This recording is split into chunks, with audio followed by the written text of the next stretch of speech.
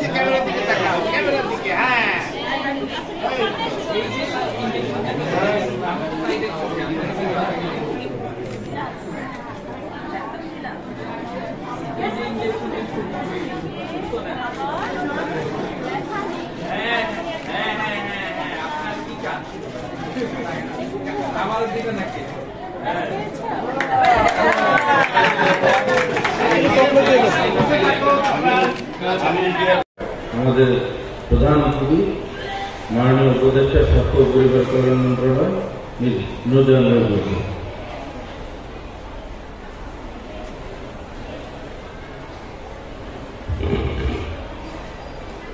আসসালামু আলাইকুম। উপস্থিত সকল সুধীমণ্ডলী, সম্মানিত অতিথিবৃন্দ এবং এখানে উপস্থিত সকল মারা এবং আমাদের প্রিয় ছাত্রছাত্রীরা, তোমরা কেমন আছো? সকালে খেয়ে আসছো সবাই? না খেয়ে আসো না কেউ?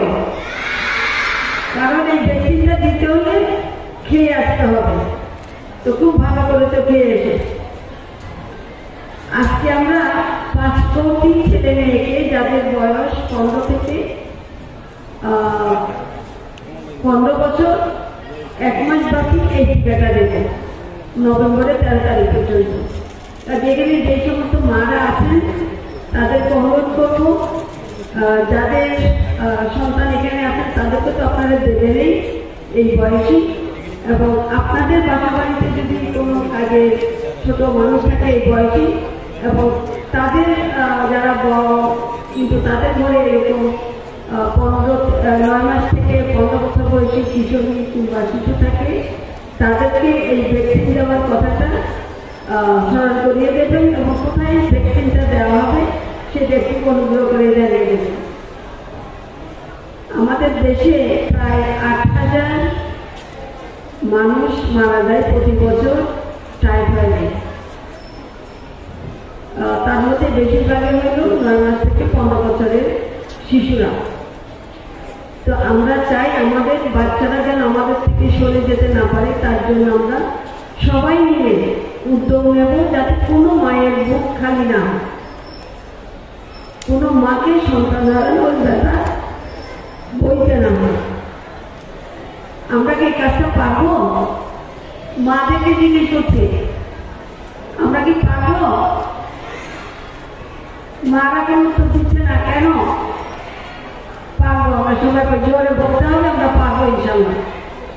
যে যেখানে আছে এতিমখানার শিশু, মাদ্রাসা শিশু, স্কুলের শিশু, ইংলিশ মিডিয়ামে যারা পড়ে সেই সমস্ত শিশু, আপনাদের স্বাধীন আপা যেটা বললেন ওনাদেরও অনেকগুলো শিশু আছে বিভিন্ন এতিমখানায়, সেই সমস্ত শিশু মানে খরচ হয় চিকিৎসার জন্য। কাজে আমরা যদি পুলিশে যেতে পারি, আমরা যদি টাইফয়েডকে রুখে দিতে পারি, তাহলে হাসপাতালে ভর্তি হওয়ার ব্যাপার আসবে না, চিকিৎসা নেওয়ারও ব্যাপার আসবে না, আমরা নিরাপদ হয়ে যাব। কাজে আমাদের সকলে নিরাপত্তার কথা চিন্তা করে, নিরাপদে থাকার কথা চিন্তা করে আমরা সবাই যেন নিজ উদ্যোগে সবাইকে জানাই যে এই ভ্যাকসিনটা নিতে হবে। এবং এটা এবারই শেষ না, প্রতি বছর আমরা আবারও আসবো, আবার এই টিকাটা দেওয়া হবে। তবে এইবার যেমন 5 কোটি, পরের বছর এই সংখ্যা হবে না, কমে যাবে। তো কাজে এইটাই আপনাদের অনুরোধ থাকলেও সবাই যার যার উদ্যোগে কাজটা করবেন, সবাইকে অনুরোধ করলাম। আর আমরা যারা এখানে আসছি সবাইকে এখানে আসার জন্য, এই সময় দেওয়ার জন্য শারমিন আপা থেকে শুরু করে সবাইকে কাছে আমি আমার কৃতজ্ঞতা প্রকাশ করছি। ধন্যবাদ সবাইকে। আসসালামু আলাইকুম।